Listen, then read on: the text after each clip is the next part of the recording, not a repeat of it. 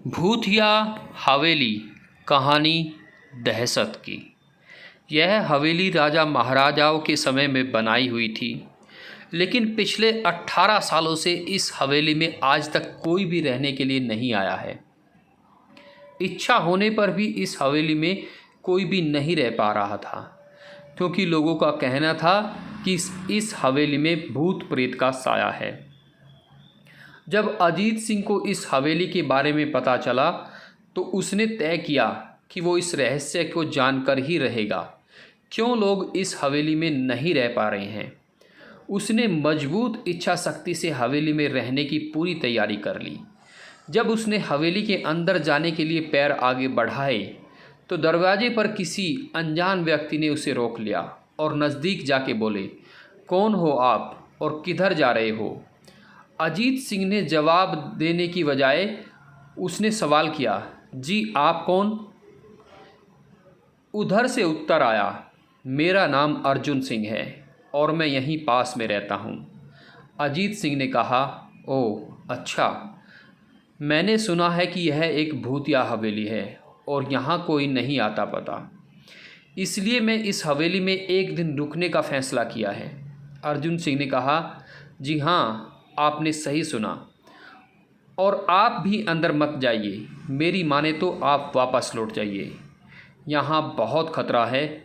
यह सुनकर अजीत सिंह खुश हो गया, जैसे उन्हें कोई लॉटरी लग गई हो। अर्जुन ने उसकी खुशी को देखकर बोला, आप क्यों खुश हो रहे हो, आपको तो भूत का नाम सुनकर डर लगना चाहिए। शायद आपको पता नहीं होगा, मैं भूत प्रेत में काफ़ी दिलचस्पी रखता हूँ। अगर इस हवेली में भूत है तो मैं अंदर ज़रूर जाऊँगा और सारी सच्चाई का पता भी लगाऊँगा। इतना कहकर अजीत सिंह उस हवेली में चला गया। अंदर जाके अजीत ने अपने बैग को साइड में रखा और हवेली के चारों ओर देखने लगा।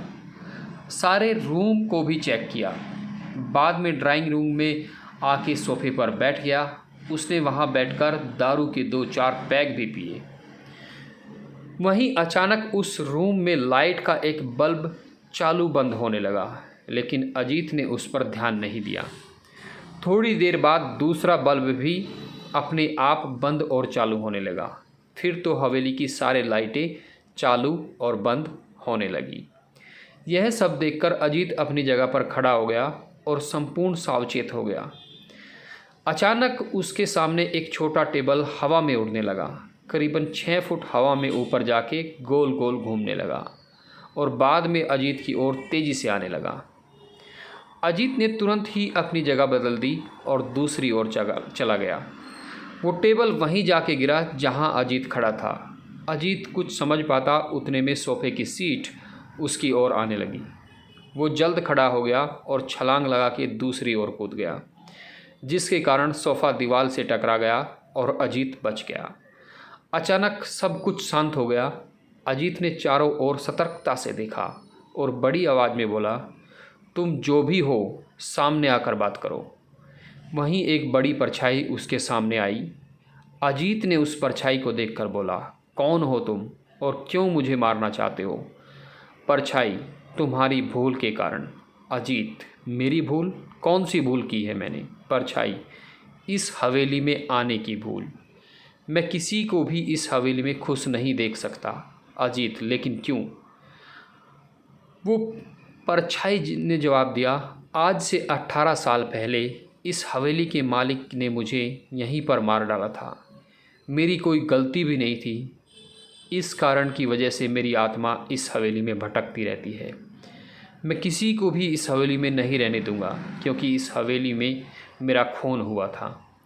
इस हवेली में जो भी रहने के लिए आएगा उसकी मौत होगी। अजीत ने कहा, मैं तुम्हें अपने असली रूप में देखना चाहता हूँ। तुम्हें मरने से पहले मेरी ये इच्छा अवश्य पूरी करनी होगी। और उसके पीछे एक भयानक दरमियान रूप ले लिया।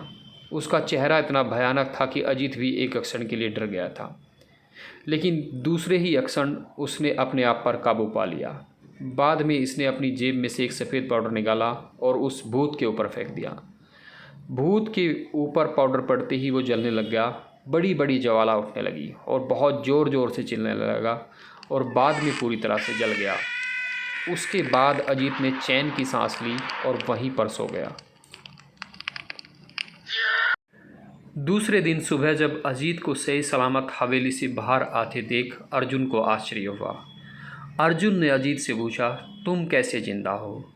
जब अजीत ने अर्जुन को कल रात की घटी घटना की पूरी तरह से बताया और बोला, अब यह हवेली भूतिया नहीं रही, जो भी था वो ख़त्म हो गया। पूरी कहानी उसे बताई और अब इस हवेली में कोई भी रह सकता था।